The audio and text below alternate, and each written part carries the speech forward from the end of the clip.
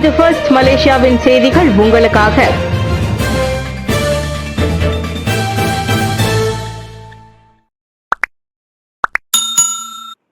தாய்லாந்துக்கு செல்ல வெளிநாட்டு பயணிகள் இலக்கவியல் வருகை அட்டையை விண்ணப்பிக்க வேண்டும். மே 1 தொடங்கி வெளிநாட்டு கடப்புதலை பயன்படுத்தும் சுற்றுப்பயணிகள் இலக்கவியல் வருகை அட்டையை விண்ணப்பிக்க வேண்டும் என்று தாய்லாந்து குடிநுழைவுத்துறை அறிவித்திருக்கிறது. வான், தரை மற்றும் கடல் வழியாக தாய்லாந்துக்கு வருபவர்களும் அந்நாட்டில் இருந்து புறப்படுபவர்களும் TM6 படிவம் எனப்படும் அட்டையை இணையத்தில் விண்ணப்பிக்க வேண்டும் என்று தெரிவிக்கப்பட்டிருக்கிறது. விசா விலக்கு பெற்ற நாடுகளை சேர்ந்த வெளிநாட்டு சுற்றுப்பயணிகளும் வருகை அட்டையை விண்ணப்பிக்க வேண்டும் என்று குடிநுழைவுத்துறை கூறியது. வருகை அட்டையை விண்ணப்பிப்பதற்கு கட்டணம் விதிக்கப்படவில்லை. கடப்புதல் விவரங்கள், முகவர் மற்றும் பயண தகவல்கள் ஆகியவற்றை TM6 படிவத்தில் நிரப்ப வேண்டும். தாய்லாந்து கடப்புதலை கொண்டிருப்பவர்கள் இலக்கவியல் வருகை அட்டையை விண்ணப்பிக்க அவசியம் இல்லை. தாய்லாந்தில் இருக்கும் போது சுற்றுலா பயணிகளை கண்காணிக்க இலக்கவியல் வருகை அட்டை உதவும் என்று எதிர்பார்க்கப்படுகிறது.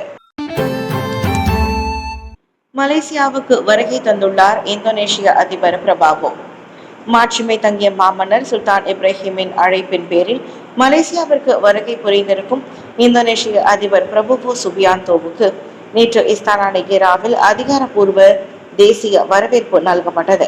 காலை 10 மணி அளவில் இங்கு வந்தடைந்த அவரை மாமன்னர் வரவேற்றார். பிரதமர் டத்தோ ஸ்ரீ அன்வார் இப்ராஹிம், துணை பிரதமர்கள் Dato doctor Ahmed Zahid Hamidi மற்றும் டத்தோ ஸ்ரீ ஃபடிலா யூசுப் மற்றும் அமைச்சரவை உறுப்பினர்களும் இதில் கலந்து கொண்டனர்.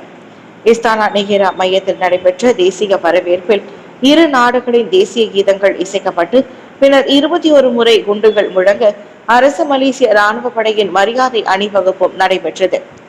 மேஜர் அஸ்ஹாம் முகமது தலைமையில் 3 அதிகாரிகள் மற்றும் 103 உறுப்பினர்களை உட்படுத்திய ராணுவ படையின் மரியாதை அணிவகுப்பை இந்தோனேஷிய அதிபர் பார்வையிட்டார்.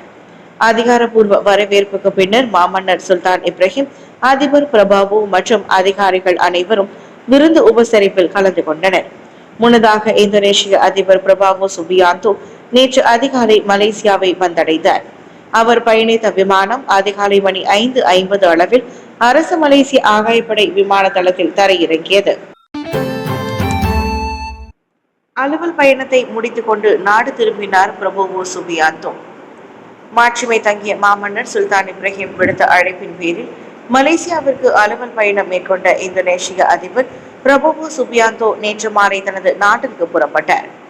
பிரபுவோ மற்றும் அவரின் பேராளர்களுடன் அரசு மலேசிய ஆகாயப்படை விமான தளத்தில் இருந்து மாலை 6:25 மணிக்கு விமானம் புறப்பட்டது.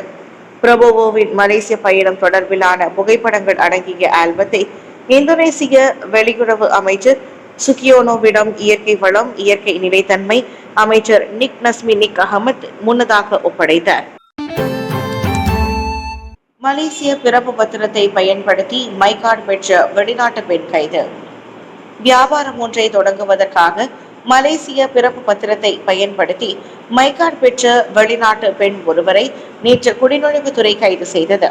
குவாந்தானில் உள்ள குடிநுழைவுத்துறைக்கு சோதனைக்காக வந்த அப்பெண் அங்கேயே கைது செய்யப்பட்டதாக தேசிய பதிவுத்துறையின் அமலாக்க பிரிவு இயக்குனர் கைரு ஃபஹருட் தெரிவித்தார். கைது செய்யப்பட்ட 36 வயதுடைய அப்பெண் இந்தோனேஷியா மேடானை சேர்ந்தவர் என்று சோதனையில் கண்டறியப்பட்டுள்ளதாக அவர் மேலும் விவரித்தார்.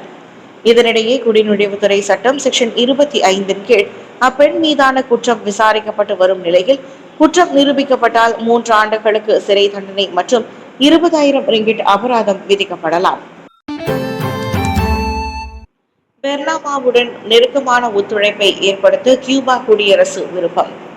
வரும் காலங்களில் செய்திகள் மற்றும் பலதரப்பட்ட நிகழ்ச்சிகளை தயாரித்து பகிர்வதில் மலேசிய தேசிய செய்தி நிறுவனம் பெர்னாமாவுடன் நெருக்கமான ஒத்துழைப்பை ஏற்படுத்த கியூபா குடியரசு விரும்புகிறது. இதன்படி மலேசியா கியூபா குறித்து துல்லியமான தகவல்களை பகிர்வதுடன் இரு நாடுகளுக்கு இடையிலான உறவை வலுப்படுத்துவதும் இந்த ஒத்துழைப்பின்படி ஊக்குவிக்கப்படுவதாக மலேசியாவுக்கான கியூபா குடியரசு தூதர் புளோரன்டினோ பாஸ்டினா தெரிவித்துள்ளார்.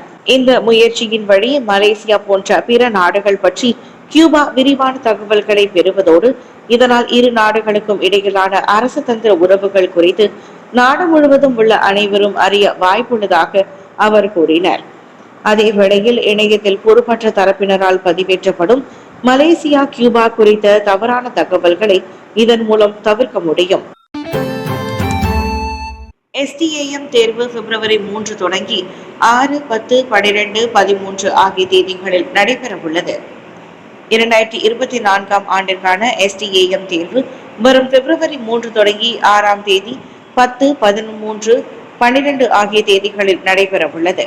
அத்தேர்வுக்கு மொத்தம் 4507 மாணவர்கள் பதிந்து கொண்டுள்ளனர். நாடு முழுவதிலும் உள்ள 132 தேர்வு மையங்களில் தேர்வு சுமூகமாக நடைபெறுவதை உறுதி செய்ய 926 அதிகாரிகள் நியமிக்கப்பட்டுள்ளதாக கல்வி அமைச்சு தெரிவித்துள்ளது.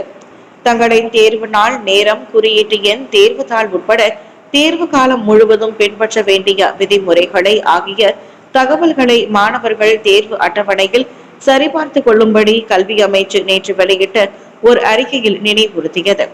2024ஆம் ஆண்டிற்கான STM தேர்வு செயல்முறைகள் சுமூகமாக நடைபெறுவதை உறுதி செய்ய நிர்ணயிக்கப்பட்டுள்ள செயல்பாட்டு தர விதிமுறைகளை பின்பற்றும்படியும் மாணவர்களுக்கு அறிவுறுத்தப்பட்டுள்ளது. சீரமைப்பு பணிகள் மேற்கொள்ள காசா அகதிகளுக்கு அரபு நாடுகள் புகலிடம் தர வேண்டும். காசா பகுதியில் உள்ள பாலஸ்தீன அகதிகளுக்கு ஜோர்டன், எகிப்து மற்றும் பிற அரபு நாடுகள் புகலிடம் வழங்க வேண்டும் என்று அமெரிக்க அதிபர் டொனால்ட் ட்ரம்ப் தெரிவித்திருக்கிறார். போரினால் பாதிக்கப்பட்ட காசாவை மறுசீரமைக்க இந்நடவடிக்கை அவசியம் என்று அவர் கூறினார். அது காசா இப்போது ஒரு பாதிக்கப்பட்ட இடமாகவே உள்ளது. கிட்டத்தட்ட எல்லாமே இடிக்கப்பட்டுள்ளன. மக்கள் அங்கே இறந்து கொண்டிருக்கிறார்கள். எனவே நான் சில அரபு நாடுகளுடன் இணைந்து அவர்கள் நிம்மதியாக வாழக்கூடிய வேறு இடத்தில் வீடுகளை கட்ட விரும்புகிறேன். அது மாற்றத்திற்காக என்றார் அவர். அமெரிக்க அதிபர் அதிகாரப்பூர்வ ஏர்போர்ஸ் 1 விமானத்தில் செய்தியாளர்களுக்கு வழங்கிய நேர்காணலில் ட்ரம்ப் அவ்வாறு கூறினார். ஏற்கனவே செய்த ஒப்பந்தங்களின்படி 907 கிலோ எடையுள்ள வெடிகுண்டுகளை இஸ்ரேலுக்கு அனுப்பவும் ட்ரம்ப் உத்தரவிட்டுள்ளார்.